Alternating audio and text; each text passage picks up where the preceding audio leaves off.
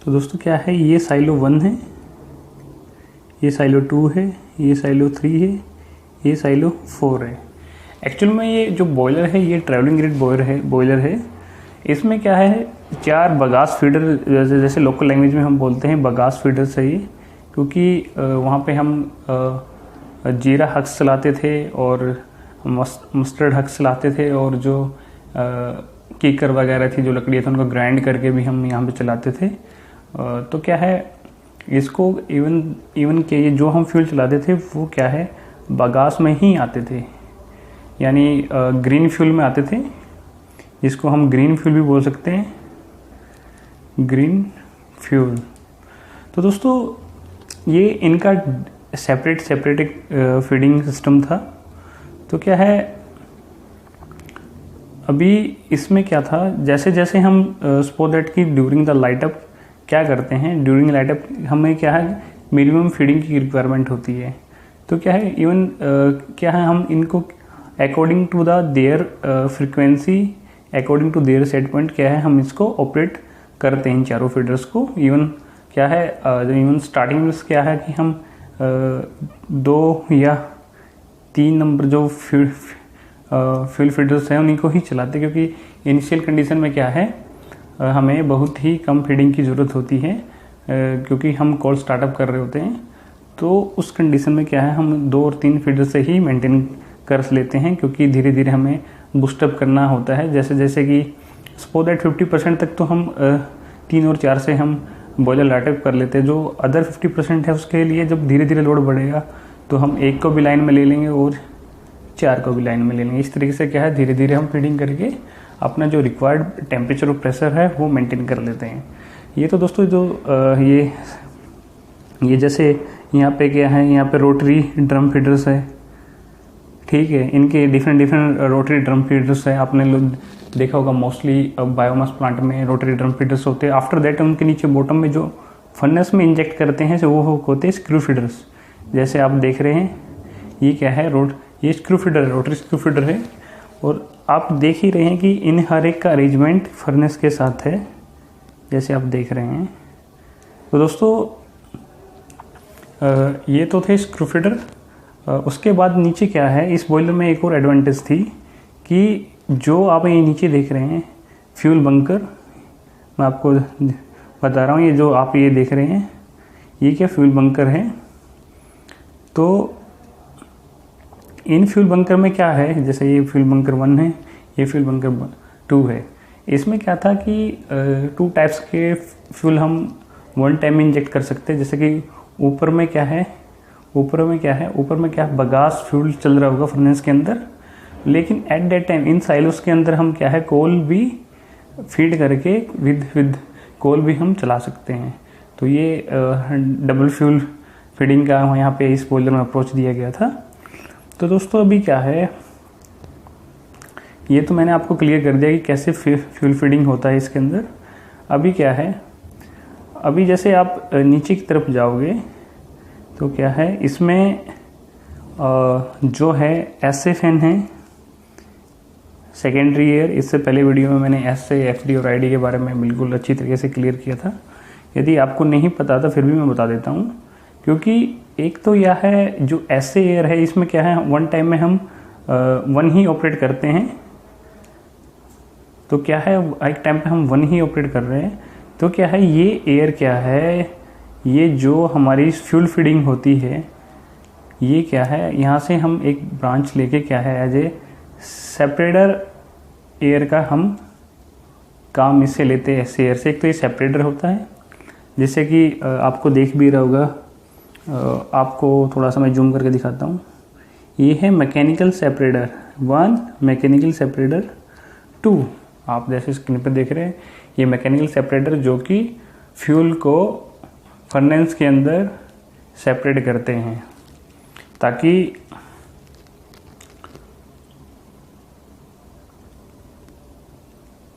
ताकि जो हमारा फ्यूल है यूनिफॉर्मली फर्नेस के अंदर इंजेक्ट हो सके।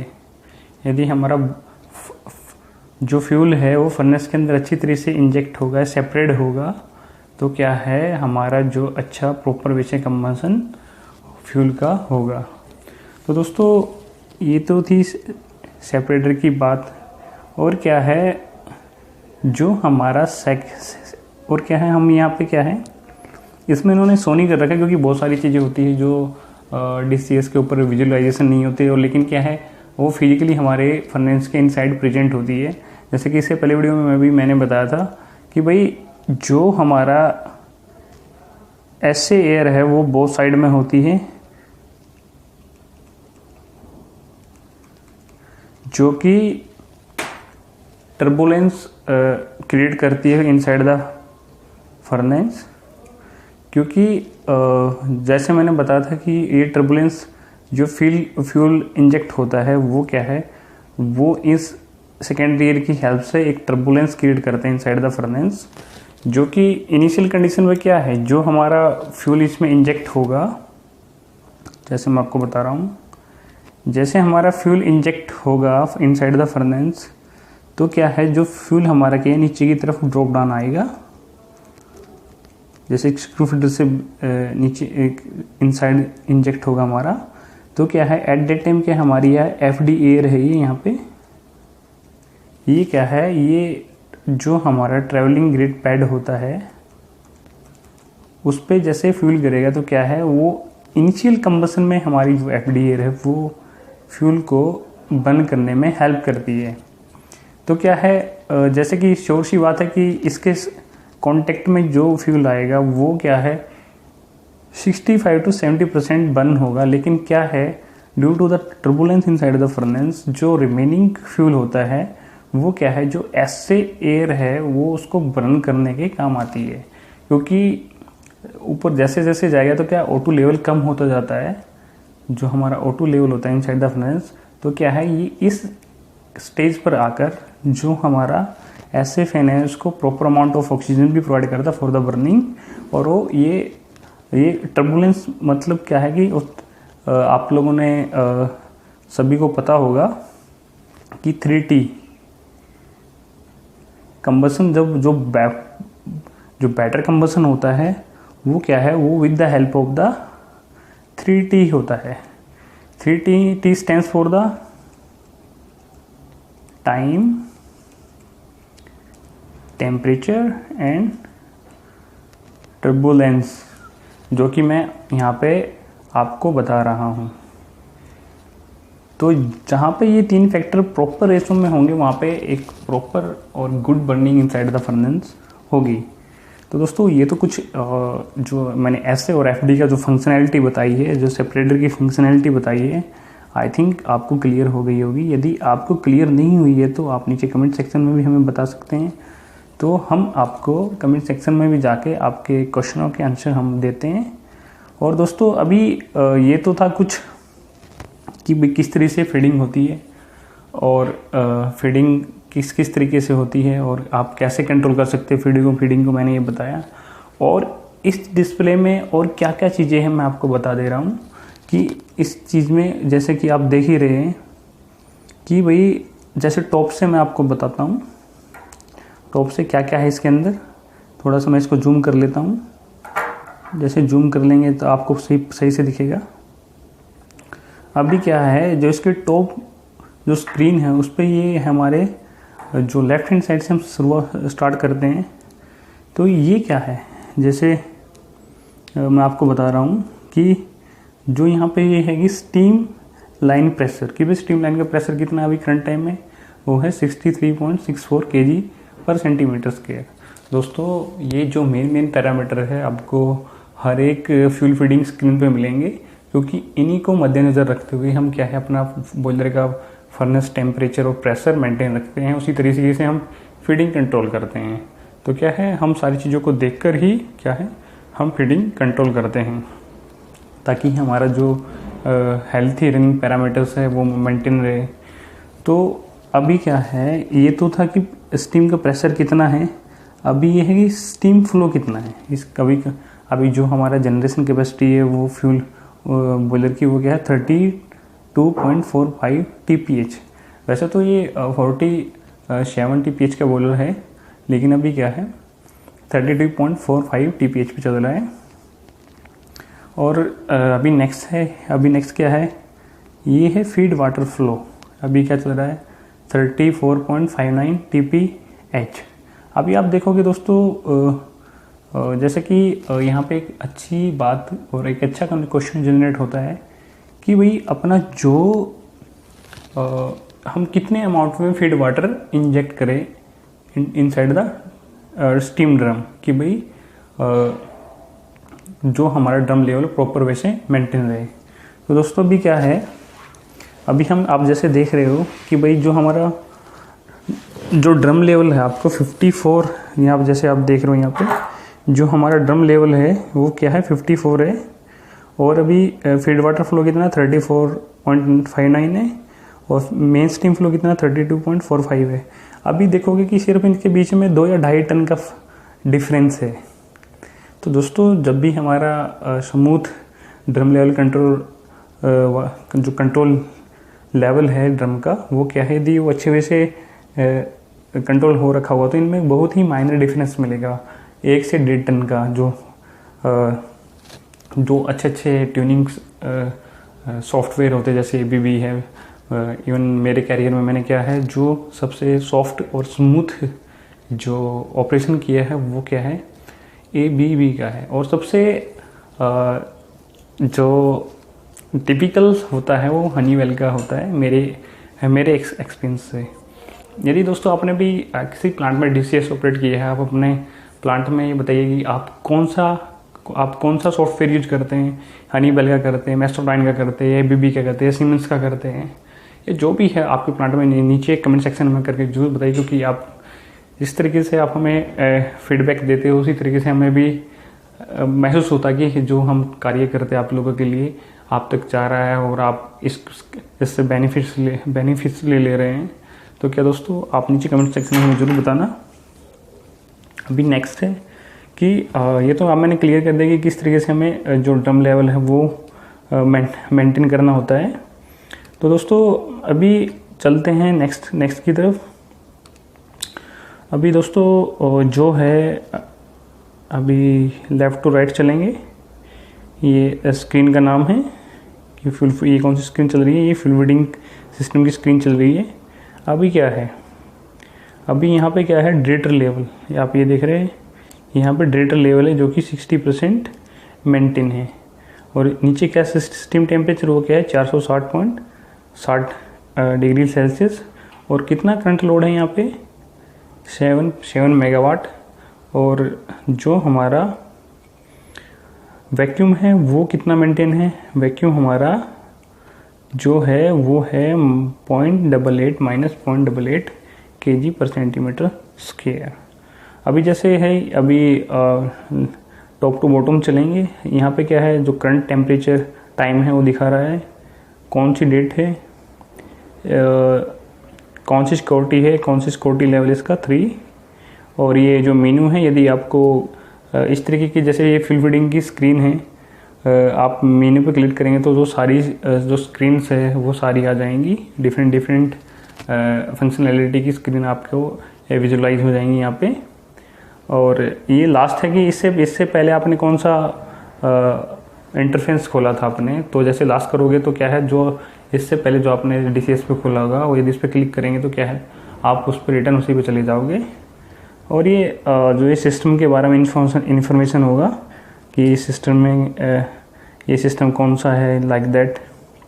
और यहाँ पे क्या है जो सिस्टम से जो अलार्म आएंगे, यहाँ पे जो सिस्टम के अलार्म होंगे वो क्या है यहाँ पे वो पॉपअप होते रहेंगे। और ये क्या है यदि आपको कोई प्रिंट स्क्रीन करनी है तो इस तरीके से आप प्रिंट स्क्रीन भी कर सकते हैं यहाँ पे।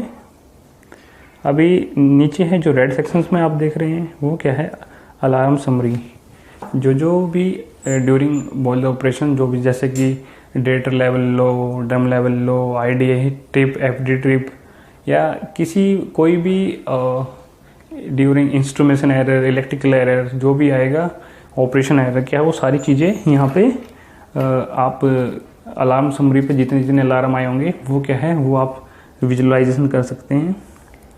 और जैसे ये साइलेंस है, जैसे कि कोई भी अलार्म आता है तो कि आपको एक अलार्म मिलता है तो क्या है वो जब तक उसको एक्नॉलेज नहीं करेंगे तो क्या है वो वो क्या है, वो उसका जो अलार्म वो कंटिन्यू आता रहेगा।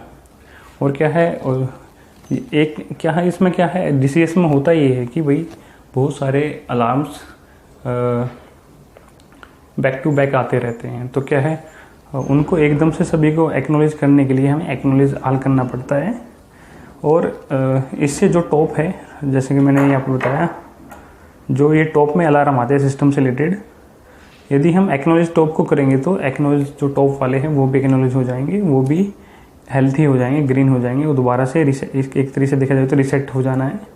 तो दोस्तों ये जैसे ये है, आप ये देख रहे हैं, ये अलार्म ही है, ये जो सिस्टम अलार्म से प्रोसेस अलार्म से ये क्या है यहाँ पे कंटिन्यू आते रहते हैं।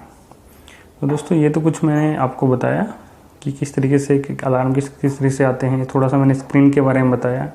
अभी करंट में क्या हो रहा है जो मैं आपको बता रहा हूँ कि ये बॉयलर हमारा, जैसे कि अभी मैं फर्नेस के बारे में बात करता हूँ। यहाँ पे जो हमारी फर्नेस है, ये हमारी फर्नेस है। अभी फर्नेस में क्या कंडीशन चल रही है कि भाई हमारी क्या है, इसमें 11.45% क्या है O2 है। तो क्या है, जनरली हमें गुड कंबसन के लिए 5% क्या है O2 रखनी पड़ती है, क्योंकि ये क्या है, यदि हमारी ऑक्सीजन ज़्यादा है तो इसका मतलब एक्सेस एयर बहुत ज़्यादा हम दे रहे हैं। इवन क्या है कि जो FD एयर है हम ज़्यादा दे रहे हैं, या फिर हो सकता है कि जितना हम अकॉर्डिंग टू लोड हम जो 5% मेंटेन करते हैं, या फिर क्या है फ्यूल फीडिंग क्या है कम कर रहे हैं। यदि फ्यूल फीडिंग भी कम हो तो कि हमारा क्या है O2 लेवल इंक्रीज होगा। हो सकता है कि हम उस दौरान फीडिंग कम कर रहे हो। और ये क्या है, अभी ये देखो जिस तरीके से आप देख रहे हो 10.49 mm जो ड्राफ्ट है। दोस्तों ड्राफ्ट इतना नहीं, क्योंकि ट्रैवलिंग रेट बॉयल है, इसमें क्या है हार्डली क्या है ये प्लस में ही चलता है। तो ये क्या है, प्लस में आप 5 mmWc मेंटेन कर सकते हैं। लेकिन क्या है, जो ट्रैवलिंग रेट बॉयलर होता है उसमें हार्डली ही +-2 मेंटेन होता है। कि इस तरीके से क्या है, जो ड्राफ्ट रेंज है वो एक्सेप्टेबल होती है। लेकिन जो हमारे AFBC यूनिट होते हैं, AFBC एटमॉस्फेरिक फ्लूइडाइजेशन बेड कंबसन, जो ये बॉयलर होते हैं ये काफ़ी स्मूथ होते हैं in the operation as compare to the travelling rate. तो क्या है दोस्तों, इसमें क्या है, जो ट्रैवलिंग रेट बॉयलर होता है उसमें क्या है +-5 एक्सेप्टेबल होता है ड्राफ्ट।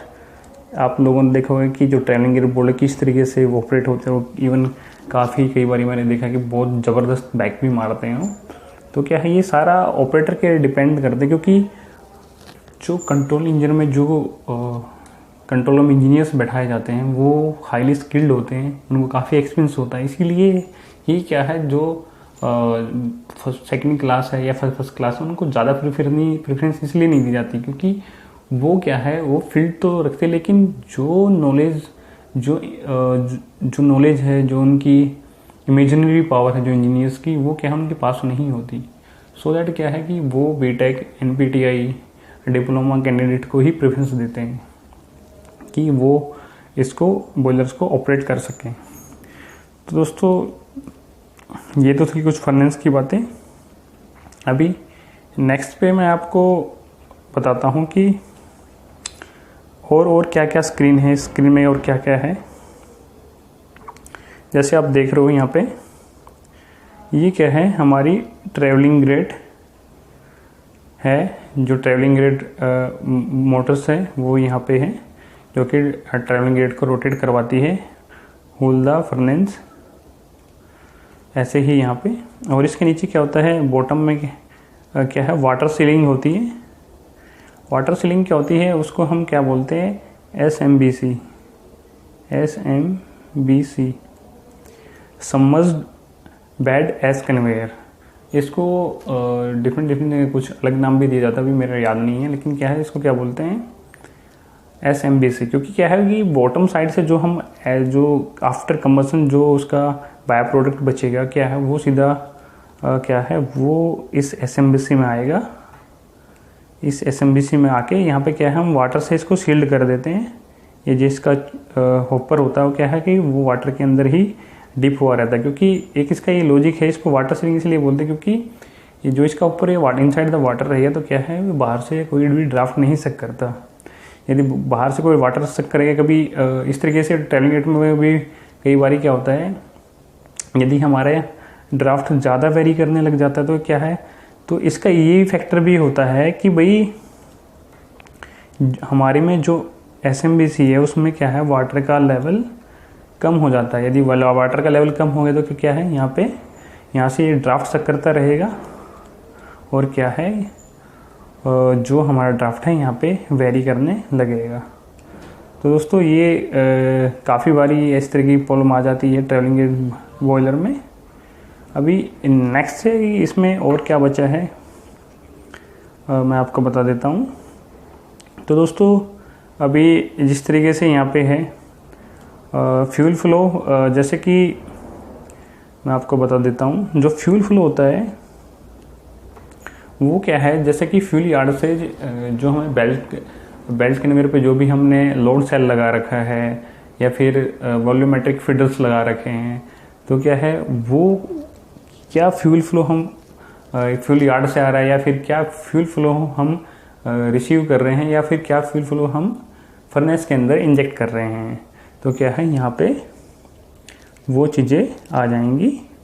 तो दोस्तों अभी क्या है कि ये है मास्टर प्रेशर कंट्रोल कि दोस्तों जब सारी चीज़ें ऑटो में हम डाल देंगे, क्योंकि क्या है कि आप सभी को पता है कि जब भी हम कोई भी बॉयलर का प्रोग्राम डिज़ाइन करते हैं तो उसको मैनुअली ऑपरेशन और ऑटो ऑपरेशन में के ही अकॉर्डिंग उसमें लॉजिक्स इनपुट करते हैं। तो दोस्तों क्या है, यदि हमारे जो स्क्रू फीडर है वो सभी ऑटो में काम कर रहे होंगे, तो यदि हम यहाँ पे इस मास्टर प्रेशर कंट्रोल में यदि हम उसको सेट पॉइंट देंगे तो ये क्या है, जो ये हमारे फ्यूल फीडर है जो हम सेट पॉइंट डालेंगे, सपोज दैट हमने 63.62 डाला हुआ है, यदि हम इसको वहाँ पे डालेंगे तो दोस्तों क्या होगा, वो फ्यूल फीडर यहाँ से रेफरेंस लेकर उतना ही फ्यूल इंजेक्ट करेंगे कि उस फ्यूल के इंजेक्ट होने के बाद जो फर्नेस का टेम्परेचर रेज होगा, जो प्रेशर में इंक्रीमेंट होगा, तो जब तक वो इंक्रीमेंट 60 जो प्रेशर है वो जो 63 तक नहीं पहुंच पाएगा तब तक वो फीडिंग कंटिन्यू करते रहेंगे और जैसे ही सेट पॉइंट टीच होगा धीरे धीरे डाउन आते रहेंगे या फिर उस तरीके से मेंटेन रहेंगे कि जो हमारा बॉयलर प्रेशर है वो 63 ही मेंटेन रहे। तो दोस्तों इस तरीके से क्या है जो हमारे बनते रहेंगे। तो अभी नेक्स्ट है दोस्तों कि नेक्स्ट में अभी हम क्या बताएंगे कि भाई ये तो था कि हमारा जो मास्टर सेट पॉइंट है वो किस तरीके से काम करता है। अभी हम स्क्रीन को थोड़ा छोटा कर लेते हैं। अभी जैसे मैं आपको बता रहा था कि भाई और क्या क्या चीज़ें हैं इसमें। तो दोस्तों अभी देखो यहाँ पे क्या है, ये डिफरेंट स्क्रीन की बात मैं कर रहा था। यहाँ पे क्या है, ये जो स्क्रीन है ये फीड वाटर और स्टीम की है और ये क्या है एयर एंड फ्लू की है और ये क्या है फ्यूल फीडर्स की है, जो कि जिस माउस पे मैंने क्लिक किया वो स्क्रीन आ रहा है यहाँ पे। एक क्या है डिलेटर की है, जो नेक्स्ट है वो PRDS की है, एक है सूट ब्लोअर्स की है, एक है गवर्निंग सिस्टम की है, एक लूब ऑयल सिस्टम की है, एक स्टीम सिस्टम की है, एक ये क्या है टेस्ट स्कीम की है और ये ACC है, AC stand for the air cool condenser और ये क्या है FHS। ये कोई ये है फ्यूल हैंडलिंग सिस्टम। तो दोस्तों आने वाले जो वीडियोस हैं इन स्क्रीन्स के बारे में आपको सब सारी चीज़ें बताऊंगा। यदि अभी आपको इसमें से भी यदि कोई पॉइंट अंडरस्टैंड नहीं हुआ है या फिर आप नहीं जानते अभी नहीं समझ पाए तो आप नीचे कमेंट सेक्शन में वो सेक्शन ज़रूर बताइए जहाँ पे आपको अंडरस्टैंड नहीं हुआ हो। अभी ऑलमोस्ट मैं सारी चीज़ें कवर कर चुका हूँ। अभी एक बचा है ये टोटलाइज़र, इसको भी मैं आपको बताता हूँ कि टोटलाइज़र इस टोटलाइज़र में क्या है। दोस्तों जो सबसे पहला टोटलाइज़र है वो है मेगावाट, कि भाई हमने जब से प्लांट चला है हमारा कितना इलेक्ट्रिसिटी जनरेट हुआ है फीड वाटर फ्लो कितना हुआ है, मेन स्ट्रीम फ्लो का टोटलाइजर है ये, फ्यूल फ्लो क्योंकि वहाँ पे कोई लोड सेल वगैरह नहीं था तो क्या है ये 0 ही दिखाता है, और जो कंडेंसेट हमें रिकवरी हुई है वो इतनी हुई है।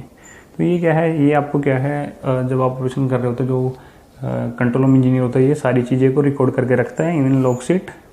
और क्या है ये जो हमारे जो DCS है उसमें भी रिकॉर्ड होता रहता है।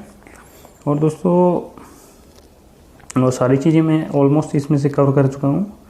यदि आपको लगता है कि इसमें से अभी आप कोई चीज़ें समझ नहीं पाए हो तो मुझे नीचे कमेंट सेक्शन में ज़रूर बताइएगा, और मैं कमेंट करता हूँ कि यदि आप ये सारे वीडियो फॉलो करेंगे तो आप एक ना एक दिन आपके अंदर इतना कॉन्फिडेंस ज़रूर आ जाएगा कि आप अपने कंट्रोल इंजीनियर्स को जाके पूछ सकते हैं कि सर क्या मैं ऑपरेट कर सकता हूँ, क्या यदि आप यहाँ से सीख के जाएंगे तो क्या आप क्वेश्चनिंग कर सकते हैं। सबसे अच्छी बात यह है कि आप यहाँ से जो भी चीज़ सीखेंगे आपको पता लगेगा, आप वहाँ पे कंट्रोल इंजीनियर से क्वेश्चनिंग कर सकते हैं।